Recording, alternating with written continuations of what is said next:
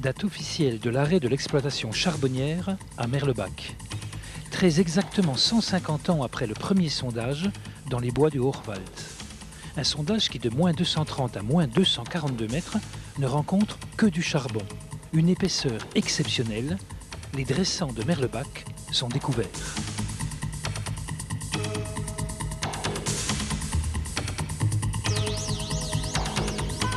C'est tout de suite la ruée. Dans la campagne autour de Frémin-Merlebach, plusieurs compagnies entreprennent de creuser des puits dans des conditions si difficiles, avec des arrivées d'eau, que certains chantiers doivent être abandonnés.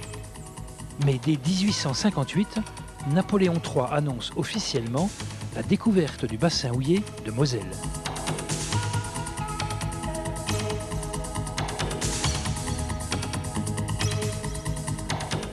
En quelques décennies, plusieurs chevalements sont érigés et redessinent le paysage de cette campagne.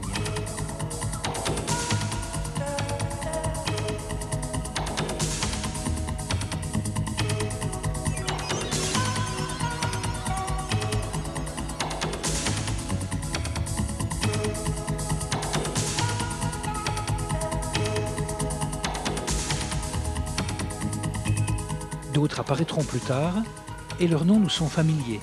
Vouters, Remeaux, Cuvelette, Frémin, Merlebach-Nord.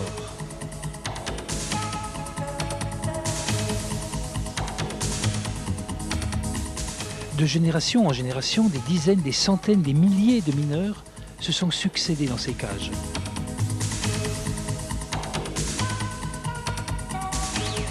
« 200 mineurs en 1900 qui descendent à moins 245 mètres, 5000 ouvriers à Merlebach au début des années 60 qui extraient près de 5 millions de tonnes de charbon par an.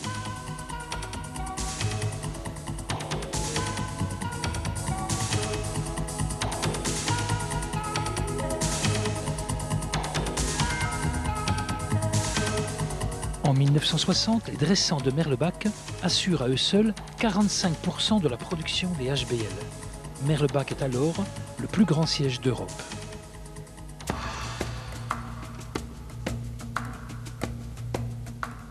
Aujourd'hui, le dernier chantier de Merlebach, la Veine d'Ora, est à 1250 mètres de profondeur. À elle seule, elle a produit 1 600 000 tonnes de charbon.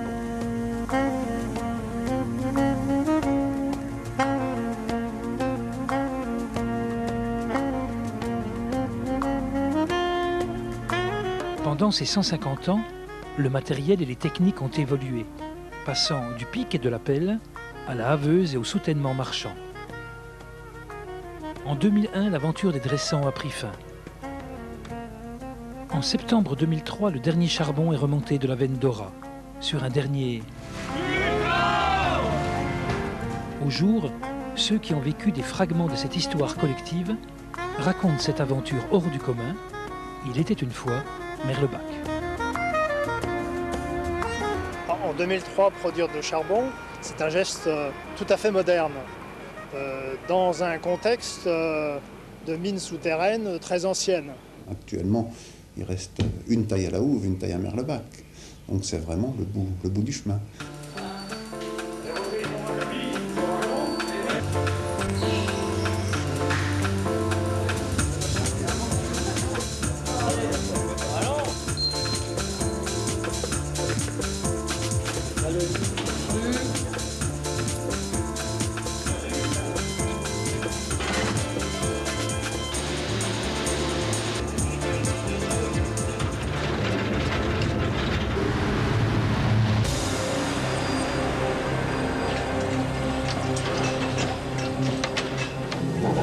Je suis chef de taille et je suis juste sous le porion et je prends les ordres du porion et les transmets aux ouvriers.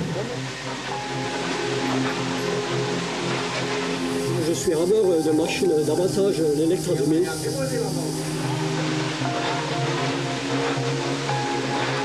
Pratiquement depuis le début, les mineurs avaient leur salaire, étaient payés à la tâche. Quand j'ai commencé ma carrière au Puy 5, on a sorti les 2 derniers chevaux. Moi qui ai commencé à 14 ans, c'était un métier très très dur. Très très dur. Sans compter ceux qui ont commencé encore avant moi, c'était encore plus dur. On utilisait la pelle, la pioche, la hache. Le mineur, c'est un bâtisseur. C'est quelqu'un qui bâtit tout le temps. Il faut constamment s'adapter aux conditions. C'est un producteur qui n'est content qu'à partir du moment où il a réalisé sa production.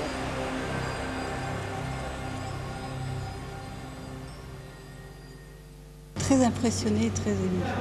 Ému parce que je m'attendais à ce que ce soit assez gigantesque, mais c'était plus que ce que j'imaginais, beaucoup plus.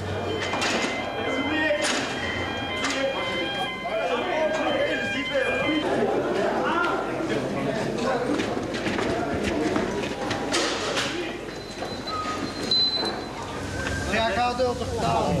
Mon grand plaisir à la remonte, c'est la douche.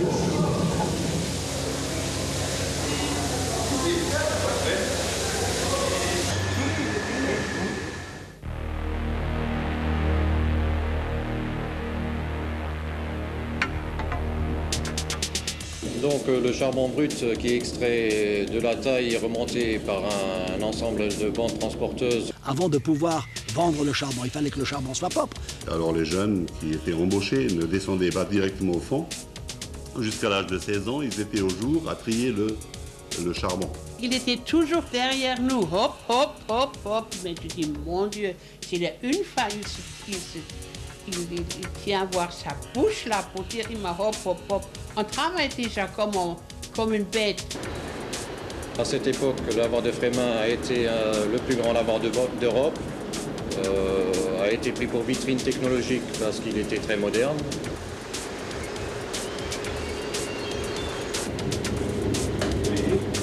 Le réseau ferré des HBL était très important vu la longueur initiale qui s'étendait de Forbach à Creuswald sur une longueur de 40-45 km et une longueur linéaire de rail de 200 km. Un carreau de mine, c'est le trait d'union entre le chargement du matériel venant des fournisseurs et les utilisateurs qui sont les mineurs du fond.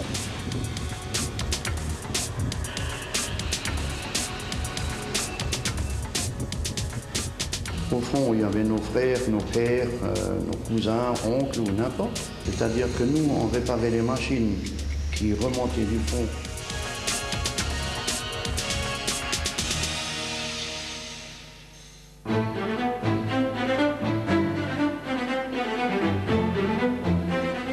Frémin et Merlebach étaient deux tout petits villages, passés d'une population totale d'1 millier d'habitants à environ 18 000 habitants, 19 000 habitants dans la période la plus faste. Le Texas lorrain. Les rues étaient noires de monde le matin et l'après-midi au changement de poste. Quand ils arrivaient gare de Merlebach le matin, dans les cafés-restaurants, dans les cafés qu'il y avait autour de la gare, il y en avait plusieurs. Les demi étaient déjà tirés, mais ça, on ne va pas le dire. La bière, c'était le champagne du mineur. Moi, quand j'avais 12-13 ans, le jeudi, de temps en temps, je me levais avec mon père à 5 h du matin et je préparais 50 rhums, 50 schnapps d'avance pour pas être à la bourre. Alors souvent, on leur a dit que c'était des gens qui mangeaient trop, qui buvaient trop, etc. C'est bizarre qu'on n'aurait jamais dit qu'ils travaillaient trop. Champagne des mineurs.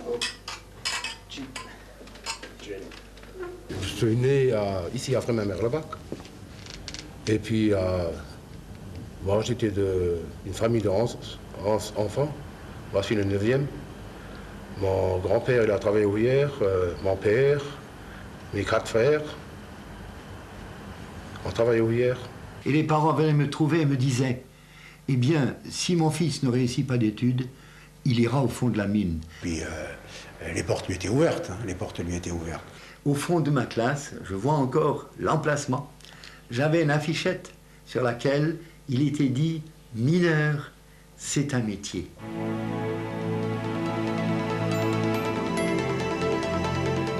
En 1855, les premiers sondages effectués à Merlebach permettent la découverte d'un gisement très important.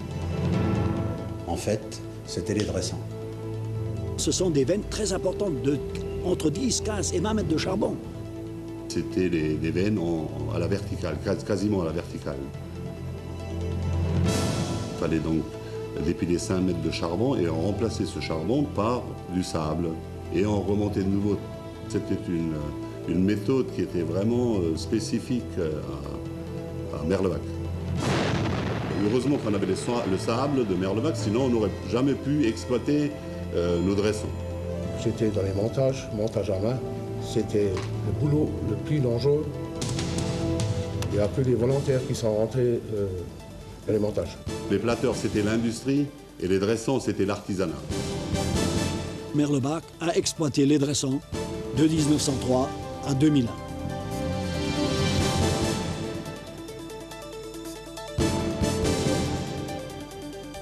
Actuellement, sont encore exploitées les veines en plateurs dans le champ de Cochrane.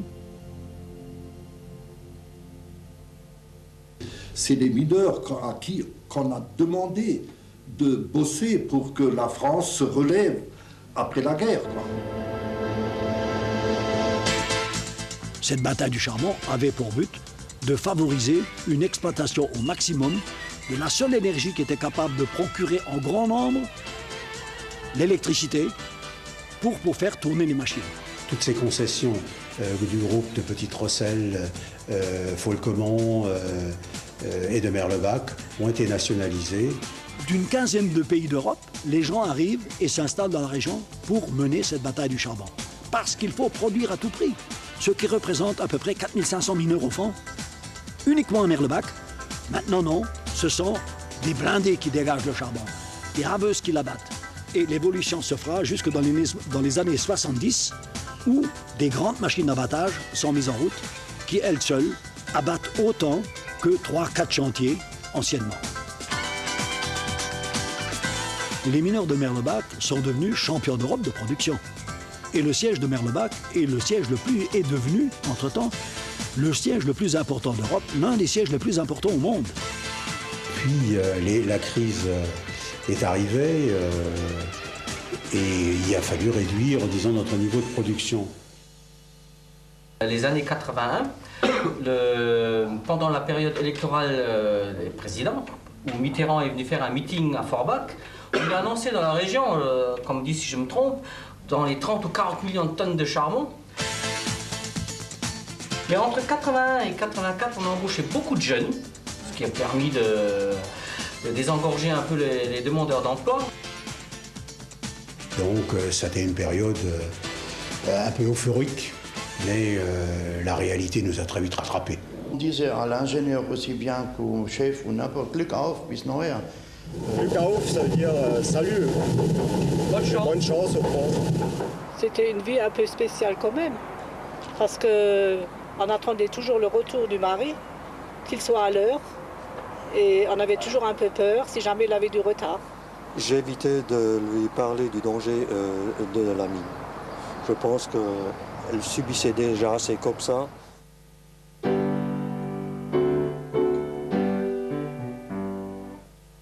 C'était le 30 septembre 1976.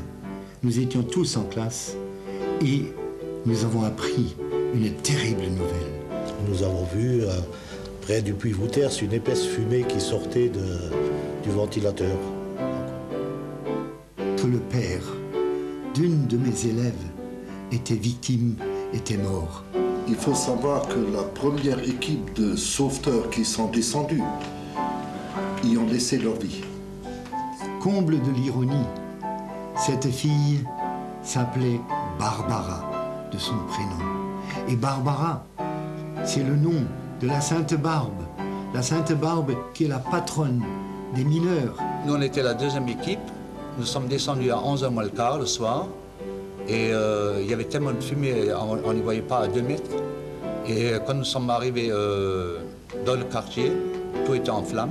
Vers 11h15, donc la délégation des Houillères est venue m'annoncer que mon mari faisait partie des victimes de la catastrophe. Bon, j'avais que 6 ans, c'est vrai. Je me souviens juste que maman est venue me réveiller le matin en me disant que papa était au ciel.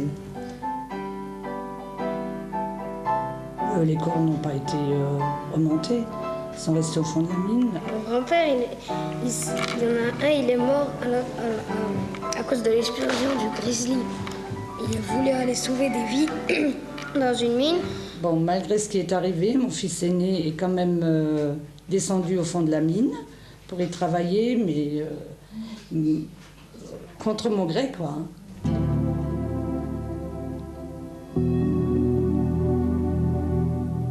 À la mine, on est chaleureux, on est parfois gueulard, on est un peu raide, mais on se respecte.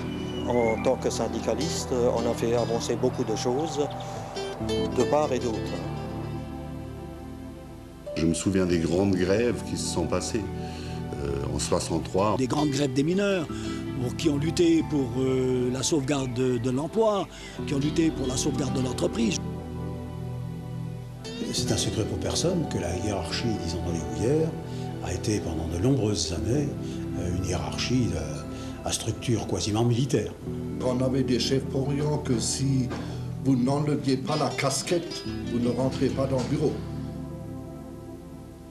La promotion par le travail était largement encouragée par la direction des houillères.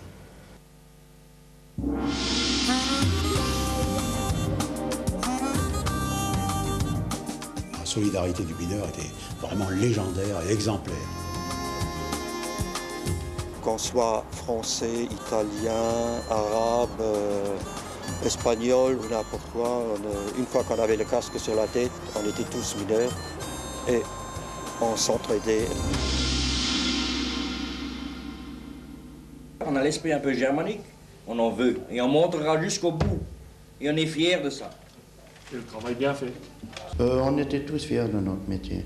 Un métier d'homme, c'était quelque chose qui vous prenait 24 heures sur 24. Je vais dire, c'est le plus beau métier du monde. Moi je l'aimais fort. J'en ai fait, je pense, mon sacerdoce. C'était vraiment un sacerdoce d'être à la mine. On l'a dans le cœur, c'est tout. On a l'impression d'avoir fait quelque chose, même si demain on s'arrête. Les enfants, comme les jeunes de la région, ont hérité de vertus extrêmement importantes qui sont issues du travail, de l'ambiance de travail de leurs parents. Je lui ai jamais dit souvent à mon papa, mais je le remercie pour ça, parce que son âme de mineur nous a permis de nous battre dans la vie et d'apprendre que rien n'est acquis. Voilà. Merci papa.